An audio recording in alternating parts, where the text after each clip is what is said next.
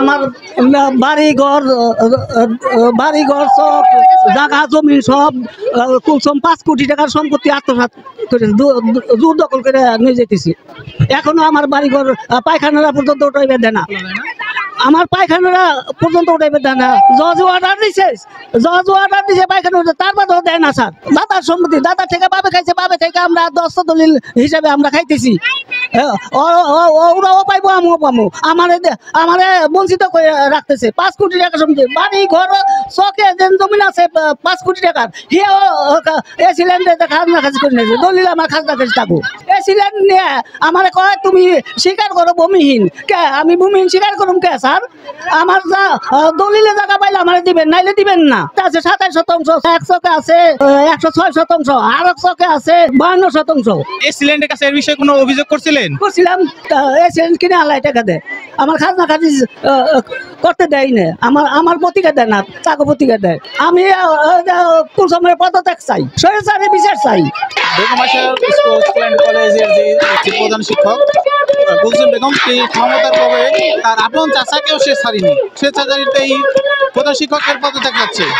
ওনার আপন চাচা এখানে উপস্থিত আছে, ওনার আপন চাচার সাথে উনি এত বড় একটা প্রতারণা করছে, তাহলে আমরা সাধারণ স্টুডেন্ট আমাদের সাথে কত বড় প্রতারণা করতে পারে? আর এখানে সব শিক্ষার্থীদের সাথে অত্যাচার করা হয়েছে। আমাদের গার্জিয়ানরা যারা আসে তাদেরকে বলা হয় যে আপনি যদি সন্তানের ভরণ পোষণ না দিতে পারেন তাহলে সন্তান জন্ম দিয়েছেন কেন? এমন শিক্ষক আমরা চাই না। আমি যখন থেকে স্কুলে পড়ি, আমি ক্লাস 8 থেকে স্কুলে পড়ি, তখন থেকে এরকম শুরু হয়েছে। আগে আমাদের ছাত্র সংখ্যা ছিল 2600-র উপরে, এখন মোট 1100 হয় না। তার ব্যবহারের কারণে মানে সব গার্জিয়ানরাও অনেক হয়েছে, তার উপর কেউ স্টুডেন্ট এই স্কুলে ভর্তি করাতে চায় না। এখন আন্দোলনটা হচ্ছে আজকেই শুরু না, আমরা গত বুধবার এবং মঙ্গলবারও এই কর্মসূচি চালাই, কিন্তু আমাদের কর্মসূচি মেয়েরা বিক্ষিপ্ত হয়ে নানাভাবে কর্মসূচিটা পালন করে। তার কারণে আমার মনে হয় যে আমাদের হেড ম্যাডাম যে আছে তার পদত্যাগের এই কাজটা সফল করতে পারিনি আমরা। কিন্তু এই পদত্যাগ যে আমাদের এই অভিযোগগুলো যে কতটা যৌক্তিক সেটা আমরা এখন বলতে চাই। তার প্রথমত অভিযোগ হচ্ছে সে তার আত্মীয়দের মধ্যে 14 জনকে এই বিদ্যালয়ে কোনো যোগ্যতাহীন ছাড়াই, কোনো নিয়োগ পরীক্ষা ছাড়াই সে নিয়োগ দেয়। শিক্ষক থেকে শুরু করে স্টাফ যারা আছে, একদম দারোয়ান থেকে শুরু করে যারা একদম স্টাফ নিম্ন পর্যায়ে আছে, 14 জন এরকম তার আত্মীয়দের মধ্যে নিয়োগ পায়।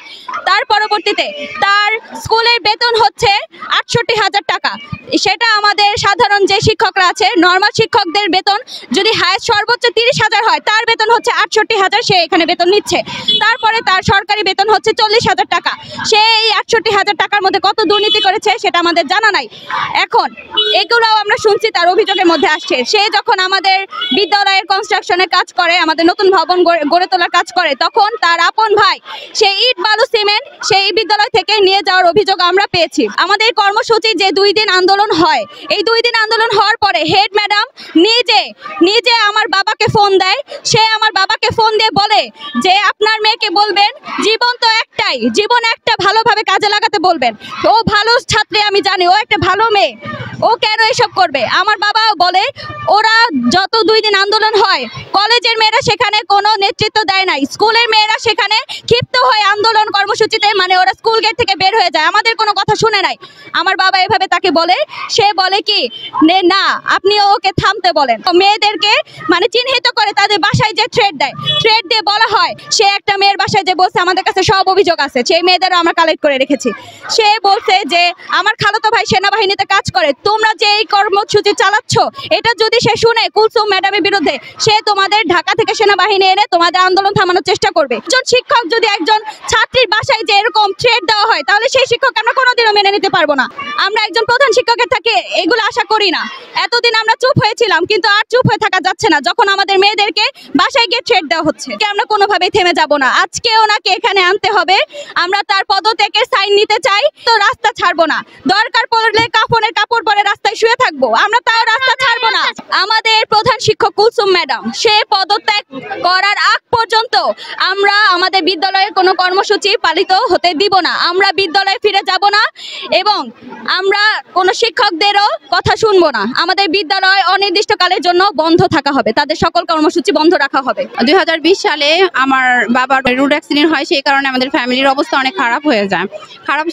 খারাপ হওয়ার কারণে আমি কুলসুম ম্যামের কাছে আসি।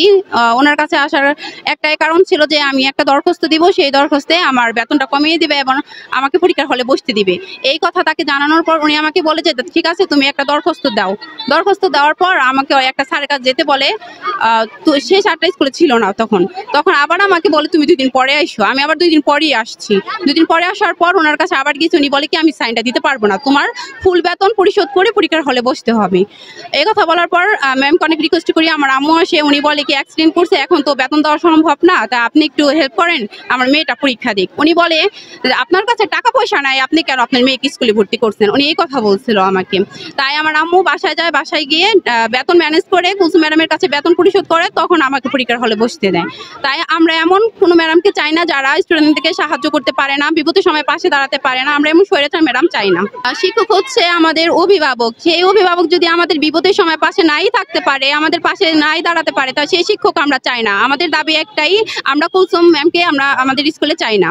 কুলসুম ম্যাডামের পদত্যাগ না করা পর্যন্ত আমাদের কর্মসূচি এইভাবে চলতেই থাকবে। প্রতিষ্ঠানের শিক্ষার্থীদের এক দফা আন্দোলনের সাথে বেগম আয়েশা পাইলট উচ্চ বালিকা বিদ্যালয় ও কলেজে সকল শিক্ষক ও কর্মচারীগণ একত্রতা প্রকাশ করছি। তাদের শ্রেণীকক্ষে ফিরে যাওয়ার জন্য তাদের আপনারা কি আশ্বস্ত করতেছেন যে ম্যাডাম তাদের কি সকলের দাবি কি মেনে হবে কিনা, এই বিষয়টি একটু স্পষ্ট করেন। এই মুহূর্তে আমরা সেই কথা বলতে পারতেছি না, আসলে এটা সময়ের ব্যাপার। আমরা সামনে দেখবো, এটা আমরা সভাপতি আছি, সভাপতির সাথে আলাপ আলোচনা করব এই বিষয়ে। আমাদের আরো যদি কোনো সিদ্ধান্তের প্রয়োজন হয় তখন আমরা জানাবো, আমাদের হেডমাস্টারকে জানাবো। তাদেরকে আমি অনুরোধ করব তাদের যে স্কুল যাতে সুশৃঙ্খলভাবে ফিরে সেই পদক্ষেপ নেওয়ার জন্য। আমি একটু তথ্য দিয়ে রাখতেছি, বিভাগীয় একটা তদন্ত করা ছিল, সেই তদন্তটা বন্ধ হয়ে গেছে, এই বিষয়ে আপনি অবগত আছেন কিনা? সেটা আমার আসলে জানা নাই, বিভাগীয় তদন্ত সম্পর্কে আমার জানা নাই। দৃষ্টি আকর্ষণ করছি, সেটা হলো এই যে আমাদের অত্র এলাকার দোহার নবাবগঞ্জের একটা শিক্ষকও ওইভাবে নাই, সব তার ফরিদপুরে তার যে শ্বশুর বাড়ি।